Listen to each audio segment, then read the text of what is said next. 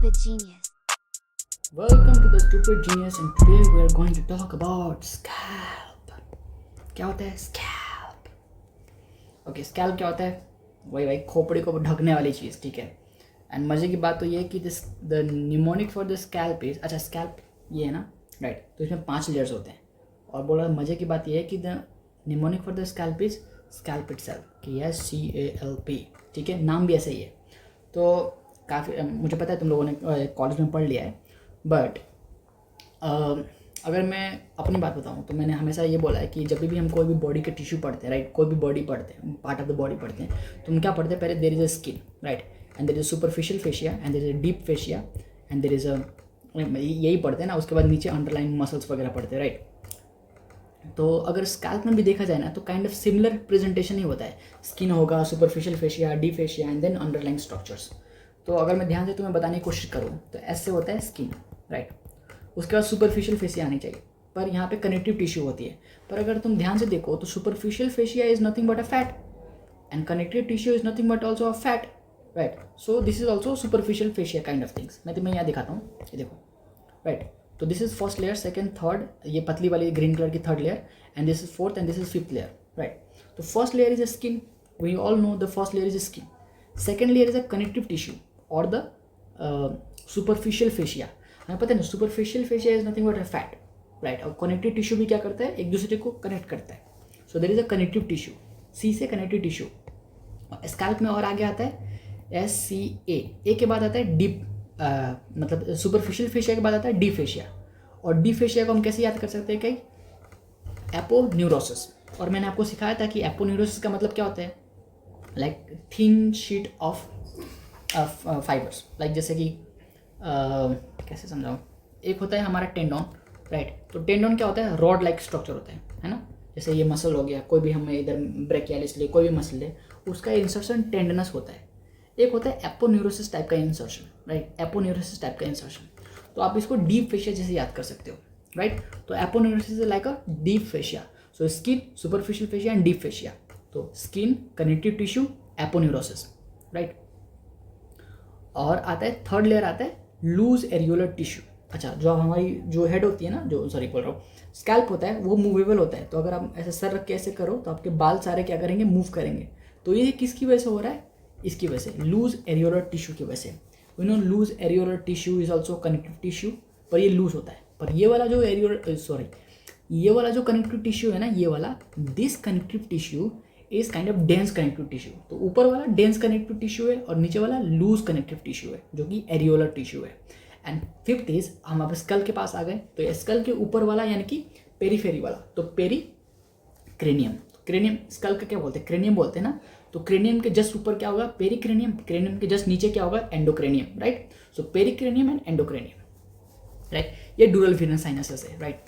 और ये रहा हमारा एमिसरी वेन. लास्ट लेक्चर में मैंने पूछा भी था एमिसरी वेन क्या होता है, किसी ने आंसर दिया था, एकदम सही था वो. Emissary vein is the vein which lack the valves. Normally हमारे आर्टरी में वैल्व नहीं होते, पर हमारे वेन्स में वैल्व होते हैं ताकि back flow of the blood को प्रिवेंट किया जाए.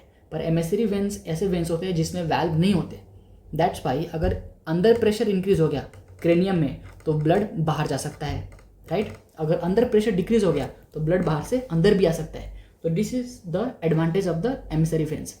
पर वहीं पे फेस में जब हम फेस पढ़ रहे थे तो फेस में क्या बताया था? अगर ये किसी गोलू मोलू फेस है और ये इसका मुंह ऐसा है तो ये वाला एरिया डेंजरस ट्रायंगल होता है, राइट. ये वाला area dangerous area of the face और डेंजरस ट्रायंगल होता है. क्यों? क्योंकि यहाँ पे सुपरा ऑफ्थैल्मिक, इंफ्रा ऑफ्थैल्मिक और डीप फेशियल वेन कम्युनिकेट करते हैं फ्रॉम द डूरल, पीछे वाला cavernous sinus and from the pterygoid Venus plexus. तो अगर बाहर किसी फेस पे इन्फेक्शन हुआ है और वो सीवियर इन्फेक्शन है, मतलब अगर उसकी जो बैक्टीरियल इन्फेक्शन जो हुआ है वो, अगर बैक्टीरिया उसके बहुत खतरनाक है या फिर वो इन्फेक्शन अंदर की तरफ चला गया तो ये इन्फेक्शन ब्रेन तक पहुंच जाएगा, राइट. और वो कंडीशन बहुत सीरियस होती है. That's why this is called the dangerous area of the face और the dangerous triangle of the face. तो इसलिए यहाँ पे जब पिंपल वगैरह होता है तो फोड़ते नहीं है, या फिर मतलब कोई भी इन्फेक्शन होता है तो जाना चाहिए डॉक्टर के पास, ठीक है. डॉक्टर के पास जाना आप. चलो, स्कैल्प. तो स्कैल्प में 5 लेयर्स, जो कि इनका नाम होता है superficial skin, dense connective tissue, और सिर्फ कनेक्टिव टिश्यू बोलो, then aponeurosis and then this loose areolar tissue and the pericranium, क्योंकि हम क्रेनियम के पास आ गए इसलिए pericranium. Now let's move on, धीरे धीरे एक एक करके सारे पढ़ते हैं। Let's first talk about skin. So skin is the first layer, we all know. First layer कहाँ से, अंदर से कि बाहर से? बाहर से। So it is first layer and no हमारी स्किन जो है वो थिक है। हेड के ऊपर जो स्किन है वो क्या है? थिक है, हेयरी है विद द स्वेट ग्लैंड। पसीना होता है ना, जब गर्मी में जाते हो तो पसीना पसीना हो जाता है, तो we also have a sweat gland. Now we also have a sebaceous gland, क्योंकि हमारे पास स्किन प्रेजेंट है और स्किन को सेबेशियस ऑयल वगैरह सिक्रेट करते हैं ना, तो द ऑयल को शाइनी रखने के लिए हमारे पास सेबेशियस ग्लैंड होता है। तो sebaceous gland is also present on the head, head नहीं मतलब स्किन पे। Now if sebaceous gland it get blocked, block कैसे हो सकता है? जैसे हमारे पिंपल है ना, ये भी ब्लॉकेज की वजह से ही होता है। कोई भी पोर में कोई चीज़ आकर ब्लॉक हो गई, उसकी वजह से क्या होता है? सेबेशियस ग्लैंड तो सिक्रेट करता ही रहता है, राइट। सेबेशियस ग्लैंड क्या करता है? Keep on secreting. इसलिए व्हाइट हेड्स क्या होते हैं? वो सेबेशियस ग्लैंड ही होते हैं। ब्लैक हेड्स क्या होते हैं? जब वो व्हाइट सब्सटेंस ऑक्सीडाइज हो जाता है तो बन जाता है ब्लैक हेड्स, राइट। डर्मेटोलॉजी में पढ़ोगे तुम ये सब, ठीक है। Now if sebaceous gland get blocked then there will the formation of sebaceous cyst. Cyst का मतलब क्या होता है? It is a fluid field cavity. Cyst का मतलब क्या होता है? Fluid field cavity, right. तो इट इज जो एक सिस्ट है, ये सिस्ट क्या होती है? Small slow growing non cancerous bump beneath the skin. Skin के नीचे छोटा सा small slow growing non cancerous, cancerous नहीं होता, bump beneath the skin is called sebaceous cyst. समझ आया क्या? जो मैंने ये कलर किया है ना, देखोगे ध्यान से, तो मैंने यहाँ पे भी किया है रेड से, ये भी किया है, ये भी किया है और ये भी किया है। तो 5 लेयर्स है और 5 क्लिनिकल्स है, और क्लिनिकल्स मैं साथ में डिस्क्राइब कर रहा हूँ, ठीक है। तो हमने स्किन के बारे में पढ़ लिया। It is thick, hairy with the sweat gland with the sebaceous gland. If sebaceous gland get blocked it can result in the sebaceous cyst, जो कि small slow glowing non cancerous beneath the skin present होता है। तो this is the clinical of the skin. We are done with the first layer. Now let's move on to the second layer. Now second layer is connective tissue. तो it is a dense connective tissue और dense fibrous tissue. क्या है ये? It is a dense fibrous tissue binds first layer and the second layer. अच्छा, कोई भी चीज़ dense है, जो ये हमारी कनेक्टिव टिश्यू है, कनेक्टिव टिश्यू क्या करती है? कनेक्ट करती है किस चीज़ को? एडजस्टेंट स्ट्रक्चर्स को। तो अगर second layer is a connective tissue है, तो वो फर्स्ट लेयर और थर्ड लेयर को क्या करेगी? एक दूसरे में बाइंड करके रखेगी, right. So this second layer binds first and the third layer, right. And it is also layers of the nerves and vessels. Nerves और वेसल्स का मतलब क्या? जो सेकंड लेयर होती है ना, उसी में क्या होते हैं? न्यूरोवैस्कुलर बंडल होते हैं। न्यूरोवैस्कुलर बंडल का मतलब क्या है? Nerves plus blood vessels, artery and veins. So this is the connective tissue layer, right. This is connective tissue layer, और यहाँ पे क्या प्रेजेंट है? Artery, veins and the nerves present. So this is the neurovascular bundles. Neurovascular bundles are present in second layer, right. तो second layer की दो important बातें क्या है? It is a dense connective tissue. It binds first and the third layer. That's why during the dissection you cannot dissect first, second, third layer individually. First layer, second layer, third layer. ये तीनों individually dissect नहीं हो पाते हैं। क्यों? क्योंकि बीच में second layer है और जो कि बहुत ही डेंस फाइब्रस टिश्यू है, तो वो फर्स्ट लेयर और सेकंड लेयर को बांध के रखता है। So we can not dissect this 3 layers individually, right. तो हमें पता कैसे चला? Micro dissection. Now let's move on. तो ये रही बातें, एंड दिस इज ये वाला layer of the nerves and the vessels because it has neurovascular bundle in it, ठीक है ना। Due to the dense fibrous connective tissue, ये डेंस फाइब्रस कनेक्टिव टिश्यू की वजह से क्या होता है? जो हमारी ब्लड वेसल्स होती है ना, वो एडहेरेंट होती है किससे? कनेक्टिव टिश्यू से, राइट। अगर मैं आपको यहाँ पे बात बताऊँ, ये देखो, ये रहा कनेक्टिव टिश्यू जो कि बहुत ही डेंस है, इसमें ब्लड वेसल्स है। अब ये ब्लड वेसल्स जो है ना, एकदम बहुत ही टाइटली क्या होते हैं? एडहेयर होते हैं। जो कनेक्टिव टिश्यू है ना, सपोज ये this is the blood vessel है, this is the dense connective tissue, इसमें क्या होता है? टाइटली एडहेरेंट होता है, मतलब इसे चिपका होता है। तो जब भी ब्लड वेसल्स की इंजरी होती है ना, हेड इंजरी होती है, तो हेड इंजरी की वजह से क्या होता है? देखो, जब भी ब्लड वेसल्स पे इंजरी होती है तो ब्लड वेसल्स क्या करते हैं? स्पैज्म में चले जाते हैं, मतलब कॉन्ट्रैक्ट कर जाते हैं ताकि ब्लड लॉस कम हो जाए, ब्लड लॉस क्या हो जाए? कम हो जाए। पर इस केस में क्या होता है? क्योंकि there is a dense connective tissue around the blood vessels, blood vessel can not gate contracted. तो जब भी हेड इंजरी होगी तो क्या होगा? हमारा ब्लड वेसल सेकंड लेयर में जो प्रेजेंट है वो कॉन्ट्रैक्ट नहीं कर पाएगा, वो स्पैज्म में नहीं जा पाता। सो देयर इज दो जो वेसल्स है उनकी डायमीटर कम नहीं होगी, तो blood will keep on bleeding, blood will keep on releasing out of the head. तो इसलिए यहाँ पे क्या लिखा है? Due to the dense fibrous connective tissue around the blood vessels, they are get adherent to it. They are adherent to it, right? During the head injury, vessels cannot get retracted or cannot get contracted or cannot be spasmed. Thus bleed profusely. इसका मतलब क्या हुआ? Profusely bleed करता रहेगा, bleeding कम नहीं होगी. Therefore उसकी वजह से क्या होता है, जब भी हेड इंजरी होती है, सपोज यहाँ पे इंजरी हुई तो मुझे ऐसे पकड़ना है, यहाँ पे इंजरी हुई तो मुझे ऐसे पकड़ना है, तो apply pressure directly perpendicular to it, right? Opposite और perpendicular. So therefore in case of the scalp injury क्या करो, अप्लाई डायरेक्ट अपोजिट प्रेशर. तो यहाँ पे हुआ है तो जस्ट पुट लाइक दिस, यहाँ पे हुआ है तो जस्ट पुट लाइक दिस, ठीक है, ताकि अपोजिट परपेंडिकुलर प्रेशर मिले, ताकि ब्लड वेसल क्या हो जाए, चिपक जाए, ताकि खून बहना बंद हो जाए. Now we are done with the second layer. Skin is done, connective tissue is done. Let's move on to the galea aponeurotica. ये क्या बोल रहे हो सर? अरे दूसरा नाम है इसका. एपोन्यूरोसिस जो है ना, उसका नाम दूसरा क्या होता है, ग्लाया एपोन्यूरोटिका. ठीक है, नाम सुंदर है ना. एक बार मैं ये भी सोच रहा था कि हम अपना स्टूपिड जीनियस का नाम ये रखूं, ग्लाया एपोन्यूरोटिका. मेरे को जब मैंने स्टार्टिंग में पढ़ा था तो मुझे बहुत अच्छा लगा, ग्लाया aponeurotica. So galea aponeurotica is the third layer of the scalp, right? SCA, A से एपोन्यूरोसिस, पर ए हम क्यों बोलते हैं? एपोन्यूरोसिस इसलिए बोलता है कि याद हो जाए, आसान हो जाए. बट इसका असली नाम क्या होता है? ग्लाया एपोन्यूरोटिका और एपिक्रेनियल एपोन्यूरोसिस. एपिक्रेनियल क्यों? क्योंकि हमारा क्रेनियम है और क्रेनियम के ऊपर है, तो एपिक्रेनियम एपोन्यूरोसिस. अभी बोला एपोन्यूरोसिस का मतलब क्या होता है? Thin plate like insertion, right? अब सुनो, क्योंकि ये मसल्स, क्योंकि यहाँ पे मसल्स इंसर्ट होते हैं. एपोन्यूरोसिस का मतलब क्या? मस्कुलर इंसर्शन के लिए बना जाता है ये. तो दो मसल्स इंपॉर्टेंट होते हैं इसमें, एक फ्रंटालिस एक ऑसिपिटालिस. तो दोनों तरफ होंगे, यहाँ पे एक दो फ्रंटालिस होंगे, यहाँ पे दो ऑसिपिटालिस होंगे, दोनों साइड में, राइट? दो ऑसिपिटालिस दो frontalis. So this is two frontalis and two occipitalis. तो आगे जो मसल होंगे फ्रंटालिस मसल, पीछे जो होंगे occipitalis muscle. Now let's talk about frontalis muscle. So this is attach to the skin. आपको पता है ना, frontalis muscle is the muscle of facial expression which is supplied by the facial nerve, right? कौन सा part? Comment करके बताओ कि frontalis को कौन सा पार्ट सप्लाई करता है. 5 डिविजन होते हैं ना फेशियल नर्व के. नाउ जो फ्रंटालिस है, it's originates from skin of what? Skin subcutaneous tissue over the eyebrows and rest of the nose. यानी कि ऐसे वो क्या होता है? ओरिजिनेट होता है. कौन? Frontalis muscle. तो frontalis muscle is originating from what? Skin. It is not originating from the bone. All the muscles originate from the bone, right? Maximum muscles originate from the bone. और हमारा frontalis muscle है वो कहाँ से originate हो रहा है? From the skin, from the subcutaneous tissues. So it is originating from the subcutaneous tissues, right? And insertion कहाँ पे हो रहा है? एपोन्यूरोटिका में, राइट? यहाँ पे लिखा ना, two frontalis and two occipitalis muscles are inserted in the galea aponeurotica. ये दोनों मसल्स कहाँ पे इंसर्ट होते हैं? ग्लाया एपोन्यूरोटिका में. तो थर्ड लेयर की सिग्निफिकेंस क्या है? ये third layer is providing the insertion of the two frontalis muscle and two occipitalis muscle. अब हम बात कर रहे थे फ्रंटल मसल्स के बारे में. तो इंसर्शन तो पढ़ लिया. ओरिजिन कहाँ पे है इसका? तो ओरिजिन है from the eyebrows and the relatively near structure that is knows.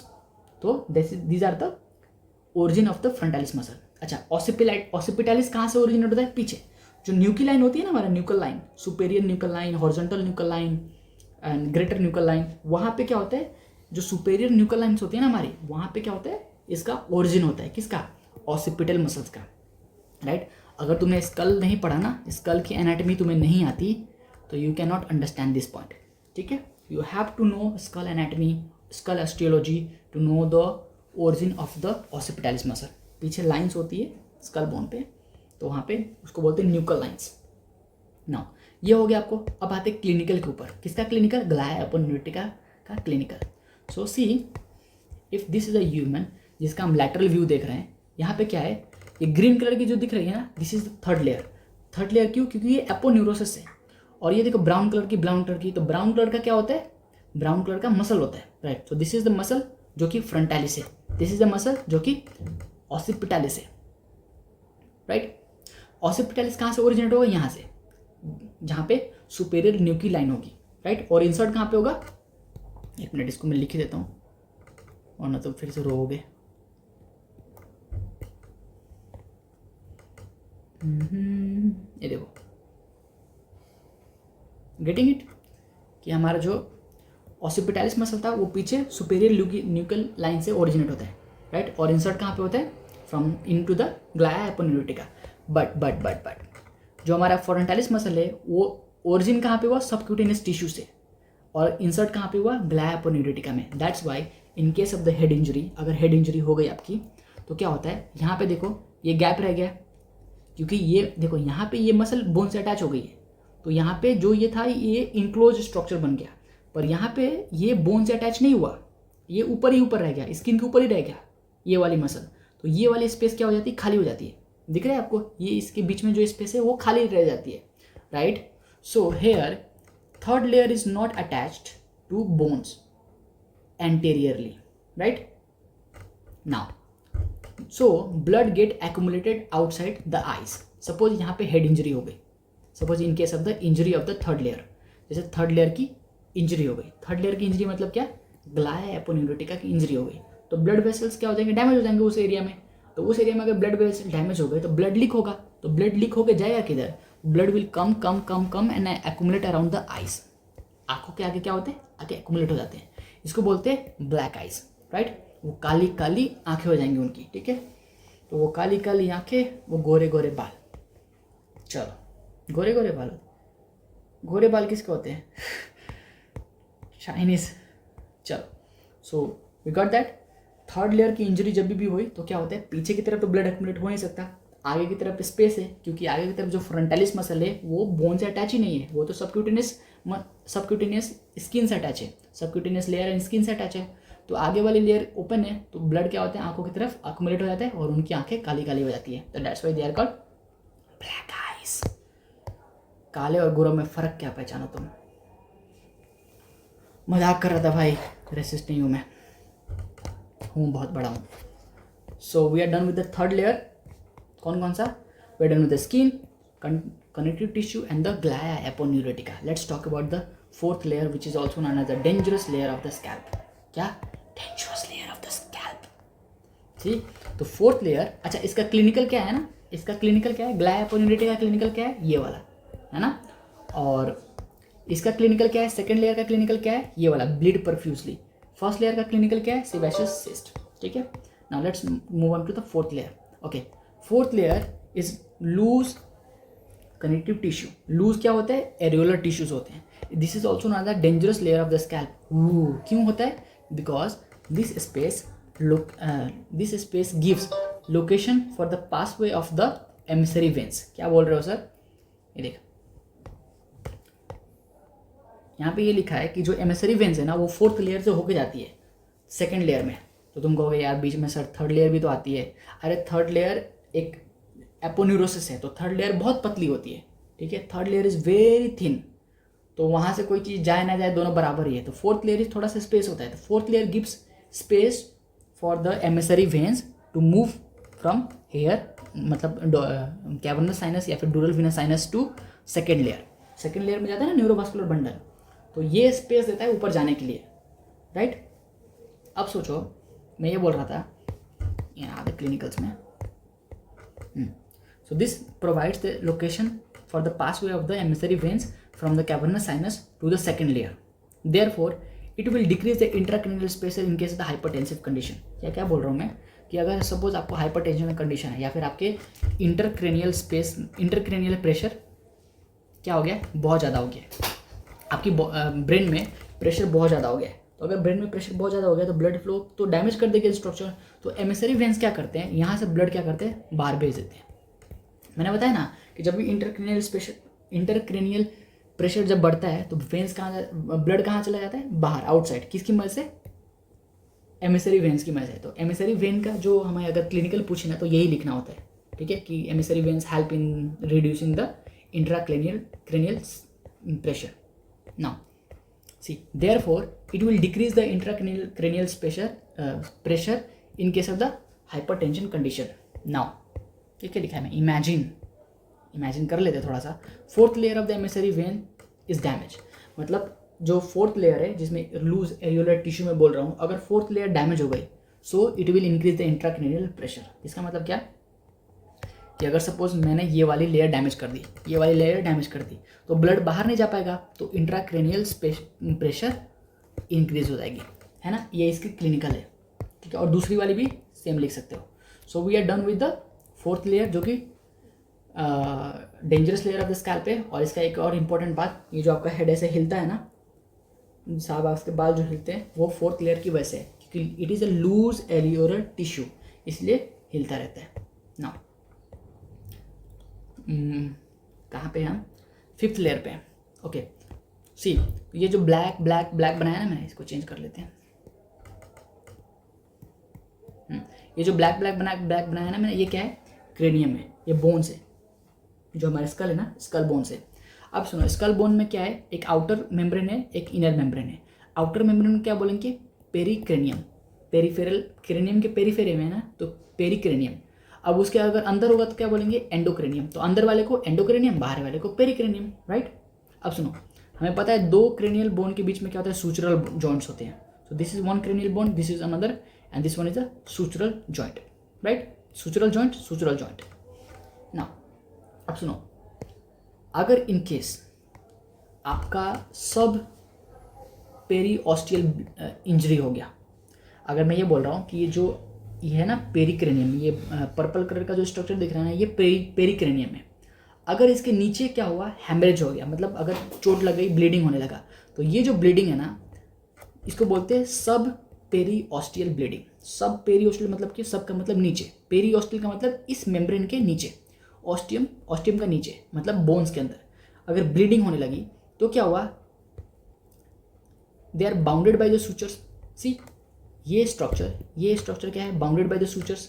यानी कि अगर ब्लीडिंग होने लगी तो ये ब्लड इधर नहीं जा पाएगा, ये ब्लड इधर नहीं जा पाएगा, ये ब्लड इसी एरिया में रह जाएगा, right. This blood will keep on accumulating on this area, मतलब इस बोन के ऊपर ही एक्यूमुलेशन होगी, इस बोन के ऊपर नहीं होगी, इस बोन के ऊपर नहीं होगी। समझ आ रहा है। तो that's why as these are bounded by these sutural joints, the bleeding will take shape of the involved bone। इसका मतलब क्या बोल रहा हूँ कि अगर सपोज आपके पैराइटल रीजन में चोट लग गई, कौन सा चोट, पेरीऑस्टियल सब पेरीऑस्टियल चोट लगी आपके बोन्स के अंदर, तो वहाँ से जो ब्लड लीक होगा ना, वो ब्लड क्या होगा, बाहर नहीं जा पाएगा। जैसे इस केस में ब्लड लीक हुआ था तो वो बाहर निकल के चली आई थी। इस केस में जो ब्लड लीक हुआ था ना, वो बाहर आ गई थी आंखों के नीचे। पर इस केस में जो ब्लीडिंग होगी, ये वाली ब्लीडिंग कि ब्लड बाहर नहीं जा पाएंगे, तो वो क्या होगा, वहीं उसी एरिया में क्या होगा, एक्यूमुलेट होना स्टार्ट हो जाएगा। तो it will keep on accumulating on those area and it will take up the shape of the bone. यानी कि अब जब आप देखोगे ना, तो आपका जो स्कल है, जो स्कैल्प है, वो बाहर निकला हुआ दिखेगा, and it will take up the shape of the bone. यानी कि जिस तरह का बोन होगा ना, उसी तरह के शेप में आ जाएगी, राइट, क्योंकि ये चारों तरफ से बाउंडेड है। That's why, and it is commonly occur in parietal bone. Commonly कहाँ पे होते हैं, पैराइटल बोन्स में होते हैं। Now we are done with the scalp. अब क्वेश्चन क्या आता है, स्कैल्प के बारे में लिखो। तो स्कैल्प के बारे में क्या लिखना है, ये बेकार से डायग्राम बना देनी है, उस पर नोमेनक्लेचर उसकी नेमिंग कर देनी है, राइट। स्कैल्प का फुल फॉर्म लिख देना, SCALP, स्किन, उसके बाद सब कनेक्टिव टिश्यू, ग्लाया पोनिडेटिका, लूज एरियल टिश्यू एंड पेरीऑस्टियम। और जो ये दो लाइन लिखी है ना मैंने, स्किन के बारे में 2 लाइन, इसके बारे में 2 लाइन, इसके बारे में 2 लाइन, इसके बारे में 2 लाइन, इसके बारे में 2 लाइन, ये सब लिखना है। और एक क्लिनिकल सबके साथ में लिख देना। तो ऐसे ही लिख सकते हो तुम, स्किन लिखा ठक ठक ठक, ये लिखा ठक ठक ठक, ये लिखा ठक ठक ठक ठक ठक, और ये लिखा ढूंढ ढूंढ ढूंढ, ये वाला ढन ढना, सब लिखा कंप्लीट, राइट। तो हमारा first portion of the scalp हो गया। अब आते हैं next portion of the scalp में। स्कैल्प में 2 पोर्शंस होते हैं, पहला उसकी एनाटमी, राइट, कैसे कैसे स्ट्रक्चर प्रेजेंट है, दूसरा उसका न्यूरोमस्कुलर सप्लाई। क्या बोल रहा हूँ, न्यूरोमस्कुलर, अरे यार न्यूरोमस्कुलर नहीं, न्यूरोवास्कुलर सप्लाई। क्या होता है, न्यूरोवास्कुलर सप्लाई, यानी कि nerve supply and blood supply, right, nerve supply and the blood supply of the scalp. चलो, तो ये देखो, ये रहा ब्लड सप्लाई, ये रहा नर्व सप्लाई, ठीक है। पहले ब्लड सप्लाई सिखाता हूँ। अब सुनो, मैंने क्या किया, ये रहा स्कैल्प, ठीक है, ऐसे ऊपर से देख रहे हो, ठीक है, ऊपर से देख रहे हो, तो ये रहा पूरा हेड जिसको हमने डिवाइड किया, ये रहा पूरा हेड जिसको हमने डिवाइड किया 2 हिस्सों में। तो इस तरफ ब्लड सप्लाई बताइए और इस तरफ नर्व सप्लाई। अरे यार, इस तरफ कहाँ गया, लॉक हो गया क्या, अरे लॉक, हाँ ये इस तरफ नर्व सप्लाई, ठीक है, ब्लड सप्लाई नर्व सप्लाई। तो चलो पहले ब्लड से स्टार्ट करते हैं, नर्व सप्लाई तो बहुत आसान है, और डरो मत भाई, सिखा दूंगा सब कुछ। ओके सी, अब मैं क्या बोल रहा हूँ, मैंने आपको ये सिखाया था कि हमारे पास कॉमन कैरोटिड आर्टरी होती है, दोनों साइड में क्या होती है, कॉमन कैरोटिड आर्टरी। तो common carotid artery will keep on moving in upwards, and उसके बाद डिवाइड हो जाती है, common carotid artery will divide into two parts, internal carotid artery, change कर देता हूँ इसको, इंटरनल कैरोटिड आर्टरी, ये भी नहीं अच्छा green colour, internal carotid artery and external carotid artery. So we have two arteries, internal carotid and the external carotid artery. Common carotid artery I divide हो गई internal carotid and external carotid. अब सुनो, जो internal carotid artery है वो तो head के अंदर चली जाएगी, एकदम ब्रेन के अंदर, and it will supply the brain, right? Internal carotid artery brain में चली जाती है और it will supply brain only, right? पर एक्सटर्नल कैरोटिड आर्टरी वो होती है जो कि बाहर निकलती है और फेसेस को सप्लाई करती है, स्कैल्प को सप्लाई करती है, राइट? चलो तो सी, ये रहा हमारा इंटरनल कैरोटिड आर्टरी जो कि अंदर चली गई, ठीक है। ये रहा हमारा एक्सटर्नल कैरोटिड आर्टरी, ये वाली सी, ये रहा एक्सटर्नल कैरोटिड आर्टरी जो कि बाहर आ गई। अब इसके 3 ब्रांचेस होते हैं, कल मैंने बताया भी था।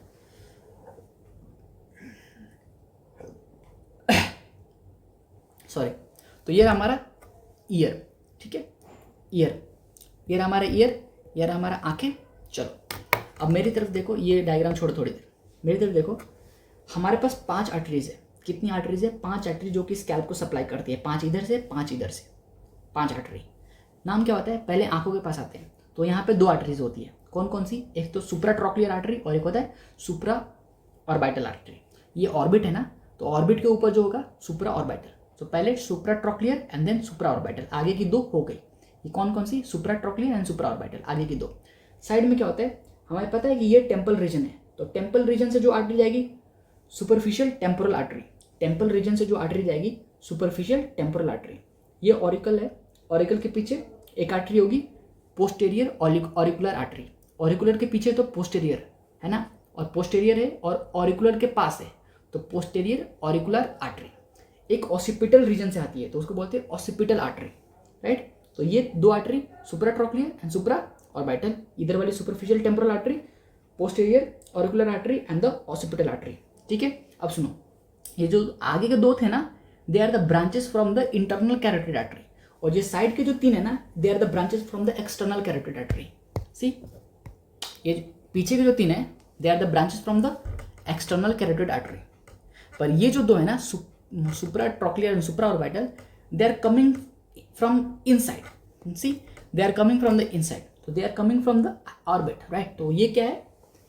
इंटरनल कैरोटिड आर्टरी के ब्रांचेस है। तो scalp is supplied by the common carotid artery, scalp is supplies by the, broadly अगर बोलूँ तो कॉमन कैरोटिड आर्टरी, और उसको डिवाइड करने लगूँ तो there is a 2 type, external carotid artery, internal carotid artery.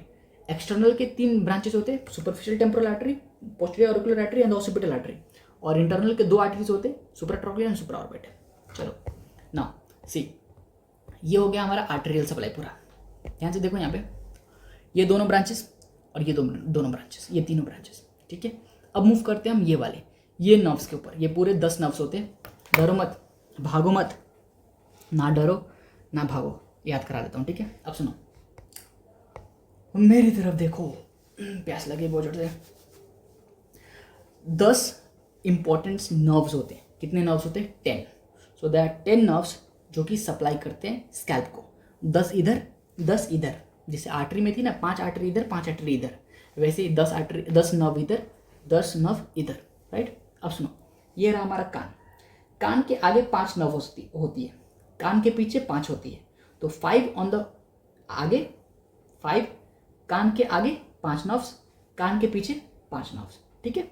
तो आगे से स्टार्ट करते हैं, 5 आगे होती है। कितनी आगे होती है? 5। उसमें से 2 होती हैं आंखों के ऊपर। किधर होती है? 2 होती हैं आंखों के ऊपर। तो आंखों के ऊपर कौन सी 2 आर्टरीज है हमारे पास? Supratrochlear artery and supra orbital artery है। Similarly supratrochlear artery and supra orbital artery के साथ 2 इंपॉर्टेंट नर्व्स रन करेंगी। उनका नाम क्या होगा? Supratrochlear nerve, supra orbital nerve. Get it? 2 nerve कौन सी होंगी? Supratrochlear and supra orbital nerves, 2 nerves. Now so we are done with 2 nerves. अब देखो this is temple region, what, this is temple region. और टेम्पल रीजन है तो temple reason में क्या होगा, जो भी नर्व्स होंगे उनका नाम क्या होगा, temporal nerve, right. We have, हम कैसे उनका नाम लिखेंगे, उनका नाम लिखेंगे हम टेम्पोरल नर्व। पर इसके आगे प्रीफिक्स होता है यहाँ पे देखो, हम इधर कान के आगे कितने 5 है, कान के पीछे कितने 5 है, कान के आगे 5 है तो आंखों के ऊपर 2 बोला मैंने, जैसे कि सुप्राट्रॉक्लियर सुप्रा ऑर्बिटल। अब बच गए 3, तो 3 कहाँ पे प्रेजेंट है, टेम्पल रीजन के पास। और टेम्पल रीजन के पास जितने भी नर्व्स होंगे उनका नाम क्या होगा, temporal nerve, right, temporal nerve. पर उसमें ना थोड़ा सा प्रीफिक्स लगता है, यहाँ पे एक्स्ट्रा चीज़ लगती है, राइट। तो तीनों में अलग अलग नाम है, जैसे कि पहले वाले का नाम होता है, ये क्या, कौन सी बोन है, जाइगोमैटिक बोन, तो जाइगोमैटिको टेम्पोरल नर्व, पहला नर्व जाइगोमैटिक बोन, तो जाइगोमैटिको टेम्पोरल नर्व। एक होता है फेशियल नर्व का डिवीजन, तो उसका होता है सुपरफिशियल टेम्पोरल नर्व। एक होता है यहाँ पे सुपरफिशियल, देखो यहाँ पे है ना सुपरफिशियल टेम्पोरल आर्टरी, राइट। तो यहाँ पे जो नर्व होगी उसका नाम क्या होगा, सुपरफिशियल टेम्पोरल नर्व। और ये कान के पास जो होगा ऑरिकुलो टेम्पोरल नर्व। 3 नर्व समझ आए क्या, यहाँ पे जो नर्व्स होंगे उनका नाम टेम्पोरल नर्व होगा। तो पहला जाइगोमैटिको टेम्पोरल नर्व, दूसरा superficial temporal nerve and the auriculo temporal nerve, ठीक है। चलो ये 3 समझ आया क्या। अभी तुम्हें दिखाता हूँ डायग्राम, ये देखो डायग्राम। 5 नर्व्स यहाँ पे याद रखने, 5 में से 2 वाले तो ऊपर है आंखों के ऊपर, सुप्राट्रॉक्लियर एंड सुप्रा ऑर्बिटल। साइड वाले में क्या है, देखो टेम्पोरल नर्व एंड किधर गया, temporal nerve, right, temporal nerve. पर प्रीफिक्स लगाओ, जो कि जाइगोमैटिक के पास होगा उसका जाइगोमैटिको टेम्पोरल नर्व। यहाँ पे जो होगा सुपरफिशियल टेम्पोरल नर्व, यहाँ पर सिर्फ टेम्पोरल ब्रांच लिखा है, पर superficial temporal nerve and then auriculo temporal nerve, जो कि ऑरिकुल के पास होगी तो auriculo temporal nerve, right. Are you getting it. अब सुनो, जो होता है temporal branch of the facial nerve, जो यहाँ पे मैंने भी बोला ना कि सुपरफिशियल टेम्पोरल नर्व जो होगी वो ब्रांच होगी किसकी, फेशियल नर्व की। याद है फेशियल नर्व में जब मैं पढ़ा रहा था तो वहाँ पे मैंने बताया था कि फेशियल नर्व के 5 ब्रांचेस होते हैं ऐसे। तो सबसे ऊपर वाला ब्रांच कौन सा था, सुपरफिशियल टेम्पोरल नर्व थी। तो वही सुपरफिशियल टेम्पोरल नर्व किसकी ब्रांच है, फेशियल नर्व की। नाउ अब जो बाकी ब्रांचेस हैं, जैसे कि ये वाले और ये वाले, ये तीनों लाइंस में हैं। जैसे कि पहले 2 होंगे V1 के, उसके बाद पहले 2 कौन से, ये वाले सुप्राट्रॉक्लियर एंड सुप्रा ऑर्बिटल, ये होते हैं V1 के, राइट। V1 का मतलब क्या, ऑफ्थैल्मिक नर्व। हमें पता है V1 का V मतलब क्या होता है, ट्राइजेमिनल। क्रेनियल नर्व नंबर 5 का मतलब क्या होता है, ट्राइजेमिनल नर्व। आपको पता है ना ट्राइजेमिनल नर्व। तो ट्राइजेमिनल नर्व के 3 इंपॉर्टेंट डिवीजन होते हैं, ऐसे रखो हाथ, 3 important division, ophthalmic nerve, maxillary nerve and mandibular nerve. देखो यहाँ पे आइज है ना, इसलिए ऑफ्थैल्मिक नर्व। यहाँ पे मैंडिबल है ना, सॉरी मैक्सिला है ना, ऊपर होता है मैक्सिला, तो मैक्सिलरी नर्व, नीचे होता है मैंडिबल, तो मैंडिबुलर नर्व। तो 3 ब्रांचेस होते हैं किसके, ट्राइजेमिनल्स के, राइट। तो ये तीनों ब्रांचेस डिफरेंट नर्व्स देते हैं। तो फर्स्ट ब्रांच इज ऑफ्थैल्मिक नर्व, उसकी 2 ब्रांचेस आगे की तरफ, कौन सी, सुप्राट्रॉक्लियर सुप्रा ऑर्बिटल, राइट। अब आते हैं जाइगोमैटिक के पास। जाइगोमैटिक के पास कौन सा हमारा है, V2 है। तो V2 तो जाइगोमैटिको टेम्पोरल नर्व, तो ये हो गया जाइगोमैटिको टेम्पोरल नर्व, किसका ब्रांच होता है, V2 का। ऑरिको टेम्पोरल यहाँ पे आते हैं, ऑरिकल के पास, तो ऑरिको टेम्पोरल ये किसका ब्रांच है, V3 का। तो यहाँ पे जो 5 नर्व्स थे, ऐसे 5 थे, इसमें से तो ये दोनों कौन से थे, सुप्राट्रॉक्लियर सुप्रा ऑर्बिटल, जो कि V1 के पार्ट है। एक होता है यहाँ पे जाइगोमैटिको टेम्पोरल नर्व, जो कि V2 का पार्ट है। उसके बाद सुपरफिशियल टेम्पोरल नर्व, जो कि 7 क्रेनियल नर्व का डिवीजन होता है, एंड ऑरिको टेम्पोरल नर्व, जो कि V3 का पार्ट होता है। सो कान के आगे वाले सारे हो गए, बहुत आसान है, कान के आगे वाले सारे हो गए। जिसको नहीं समझ आया वापस से देखो, समझ आ जाएगा, ठीक है। Now let's move on to the कान के पीछे वाले। अब ये मेरे को देखो, कान के पीछे वाले। अब सुनो, कान के पीछे 2 रीजन है। एक तो पहले कान के जस्ट पीछे, तो पोस्टीरियर ऑरिकुलर नर्व्स हो जाएंगी। कान के पीछे 2 रीजन है, एक तो पोस्टीरियर रीजन यानी कि पोस्टीरियर ऑरिकुलर नर्व्स, और एक होता है ऑसिपिटल रीजन यानी कि ऑसिपिटल नर्व्स। तो 2 नर्व्स पीछे होती है जस्ट कान के पीछे, तो उनका नाम होता है ऑरिकुलर नर्व, राइट। मतलब थोड़ा सा डिफरेंस होता है, जैसे प्रीफिक्स होता है थोड़ा सा अलग सा। तो 2 ऑरिकुलर नर्व्स होते हैं, और ऑसिपिटल में 3 ऑसिपिटल नर्व्स होते हैं। कितने होते हैं, 3 ऑसिपिटल। अब सुनो, ऑरिकुलर नर्व के जस्ट पीछे जो नर्व होगी उसका नाम क्या होगा? Posterior auricular division of the facial nerve. याद करो मैंने बोला था कि फेशियल नर्व आती है और ऐसे 5 डिवाइड हो जाती है, पर फेशियल नर्व जैसे इधर से निकलती है ना और आगे आके ये हमारा पैरोटिड जो ग्लैंड है, पैरोटिड ग्लैंड में जब इसके 5 डिवीजन्स होते हैं तो उस 5 डिवीजन्स में 5 डिवीजन्स तो हो गए, पर ये 5 डिवाइड होने से पहले भी एक डिवाइड होके पीछे की तरफ जाता है। 5 डिवीजन्स फेशियल नर्व के होने से पहले एक ब्रांच फेशियल नर्व की पीछे भी जाती है, उसका नाम होता है posterior auricular division of the facial nerve. क्या होता है उसका नाम? Posterior auricular division of facial nerve, right. तो एक ब्रांच तो पीछे चली गई, posterior auricular division of the facial nerve. अब सुनो, एक और नर्व होती है जो कि उसका नाम होता है ग्रेट ऑरिकुलर नर्व। क्या नाम होता है? ग्रेट ऑरिकुलर नर्व, ठीक है। अब आते हैं ऑसिपिटल के पीछे। ऑसिपिटल के पास 3 नर्व्स होते हैं, lesser occipital, greater occipital and third occipital. क्या बोल रहा हूँ? Lesser occipital, greater occipital and third occipital. तो चलो मुझे 5 के नाम बताओ। पहला, posterior division of facial nerve और posterior auricular division of the facial nerve. Posterior auricular division of the facial nerve. दूसरा नाम बताओ, ग्रेट ऑरिकुलर नर्व। तो ये हो गए 2 ऑरिकुलर नर्व्स। अब ऑसिपिटल के पास आते हैं, lesser occipital nerve, greater occipital nerve and third occipital nerve. Now see, ये देखो ग्रेट ऑरिकुलर नर्व, ऑरिकुलर है ना, ये देखो कान, कान के पीछे ऑरिकुलर नर्व। उसके बाद posterior division of the facial nerve, posterior division of the facial nerve. उसके बाद ऑसिपिटल, देखो ऑसिपिटल ऑसिपिटल ऑसिपिटल, तो lesser occipital, greater occipital and third occipital, ठीक है। अब सुनो, ये तो रहा फेशियल नर्व। तो फेशियल नर्व का तो कोई रूट वैल्यू होता नहीं है, तो facial nerve is just cranial nerve number 7। याद कैसे करना है? आपके फेस पे कितने बोन्स है? 14, तो आधा करोगे तो बनेगा 7, तो facial nerve is 7। Now posterior auricular branch of the facial nerve, इसका कोई रूट वैल्यू नहीं होता, पर बाकी के रूट वैल्यू होंगे। क्यों? क्योंकि ये स्पाइनल नर्व से, राइट। अब सुनो, ग्रेट ऑरिकुलर नर्व का रूट वैल्यू क्या होता है? C2 C3। कितना होता है? C2 C3, but it is ventral division. क्या होता है ये? वेंट्रल डिवीजन होता है। जो लेसर ऑसिपिटल है ना, उसका वैल्यू होता है C2, और जो ग्रेटर ऑसिपिटल है ना, उसका भी वैल्यू होता है C2, पर लेसर वाला वेंट्रल डिवीजन होता है और ग्रेटर वाला डॉर्सल डिवीजन होता है। एंड जो थर्ड नर्व है, थर्ड ऑसिपिटल, इसका रूट वैल्यू होता है C3, जो कि डॉर्सल डिवीजन होता है। याद कैसे रखोगे? थर्ड और सी भी आता है ऐसे 3, ए फिर ए आता है, फिर बी आता है, फिर सी आता है, तो सी इज फॉर द 3, तो थर्ड ऑसिपिटल, ठीक है। So this is third occipital and see this C3 dorsal division, ठीक है। तो we are done with this. अब एक बार रिवाइज कर लो, आगे की 5 कैसे याद रखोगे? आगे 5 होता है, पीछे 5 होता है। आगे के 5 में से आगे इधर 2 होते हैं और इधर 3 होते हैं। इधर वाले 2 क्या होते हैं? सुप्राट्रोक्लियर, सुप्राऑर्बिटल, जो कि ब्रांच ऑफ द V1 होता है।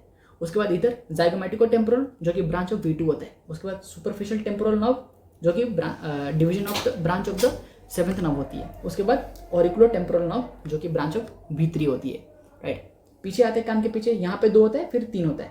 2 वाले कौन से? पोस्टीरियर ऑरिकुलर नर्व्स, जिसमें से एक posterior auricular division of the facial nerve होता है और एक ग्रेट ऑरिकुलर नर्व होती है। ग्रेट ऑरिकुलर की रूट वैल्यू क्या होती है? C2 C3 वेंट्रल डिवीजन, है ना। अब आते हैं ऑसिपिटल के ऊपर। ऑसिपिटल में lesser, greater and the third occipital. Lesser की रूट वैल्यू क्या होगी? C2 ventral division. ग्रेटर की रूट वैल्यू क्या होगी? C2 डॉर्सल डिवीजन, और थर्ड ऑसिपिटल का C3 dorsal division. So we are done with the scalp. आराम से पढ़ो, ठीक है। So we are done with the scalp. चलो फिर, बाय बाय।